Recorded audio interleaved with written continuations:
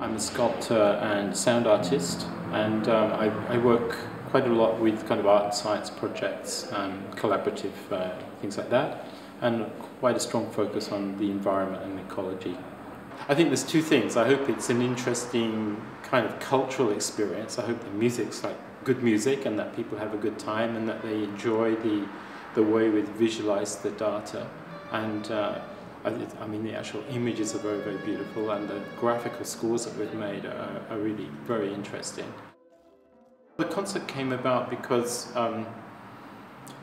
we're working with these very large, complex data sets collected by elephant seals diving under Antarctic ice, and kind of looking at them and looking at how scientists deal with them, charting them, visualizing them, using kind of MATLAB and things like that to kind of figure out what the hell's going on and make a picture of the world.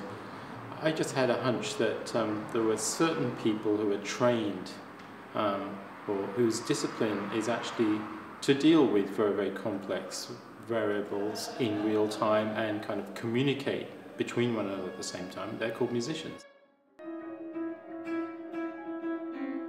We hoped that musicians who were quite used to responding to quite complex data streams in the form of music might be able to perhaps glean something from the information that we as scientists weren't so easily able to see using the visualization software that we use.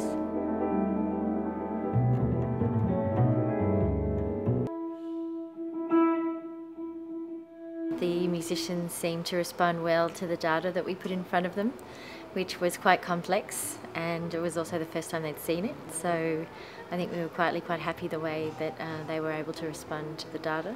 The musicians are just fantastic, and they really kind of got into it in a very kind of serious way, but it was kind of a playful the way they worked with it. And I think the audience was rapt. We had a great Q&A session afterwards with some intelligent questions. Obviously people were really engaged in it, and I think it's brought out a whole bunch of possibilities for the future. So I'm happy.